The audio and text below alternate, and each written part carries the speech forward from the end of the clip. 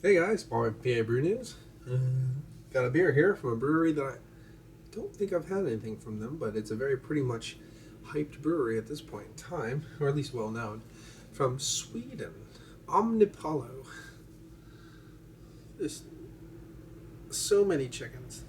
Omnipollo. Okay, anyway. We got Omnipollo's, what's that? Symzonia. Symzonia, apparently.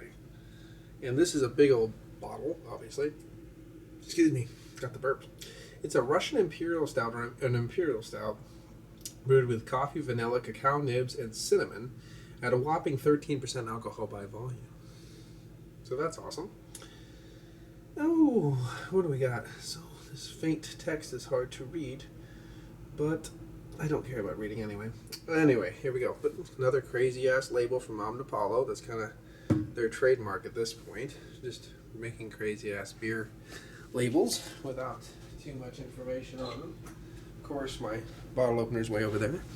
So here we go. Crack her open and see what we think about the Symzonia from Omnipollo Brewing Company. Get the water out of the glass. And I see a hair on the glass, which is not unusual for me anymore. Alright, fill her up. Hair off the glass. Whoop. There we go. Khaki colored head. Pretty much jet black through when you put up the light. Not a lot of light coming in through there. Don't have too much pinnacle of the glass to have light sheening through. It's pretty much domed in there. So I don't get anything through this one. If I had a high powered light, I might get more, but very looking nice beer.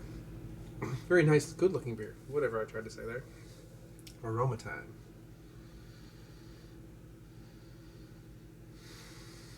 Getting roasty toasty notes right up front. Little chocolate, little hint, note, soft, faintest bit of that cinnamon.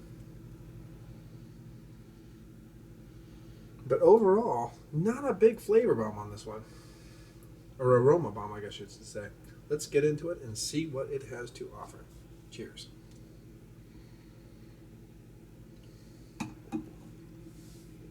Wow. It's different.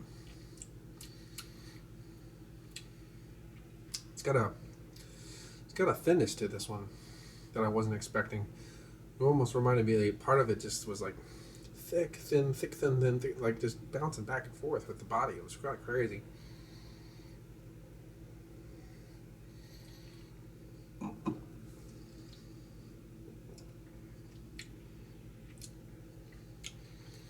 Yeah, the high side of a medium mouthfeel. Getting more of that vanilla char. There's a lot of char actually going on. Vanilla and char. Smoky vanilla, char, and cinnamon is in there. A lot of coffee mixing it with that char note.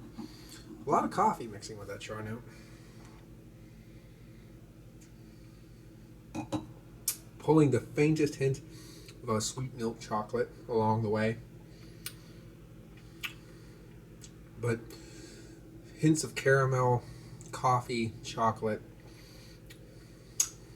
Big, bold, roasty char, though. Big char bomb. Big char bomb.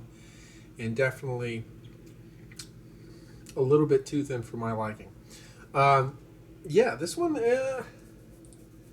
it's alright. I mean, it's a bit thin overall for the body. Obviously, it drinks pretty well for 13%. But for me, I mean, it's very charry. You do get a little bit of that vanilla mixing in with that, a little bit of cinnamon coming out at the end. Nice earthiness too. Overall, it's not delivering everything I love out of an Imperial Stout, but it's okay for what it's trying to do. Like I said, just a hint of milk chocolate sweetness, but mostly just big char, big coffee, big just earthy, roasty tones going out through the whole thing, finishing off with a little bit of vanilla cinnamon, and of course the coffee all the way through, and then a little bit of earthy bitterness at the end. So, one more big old thing.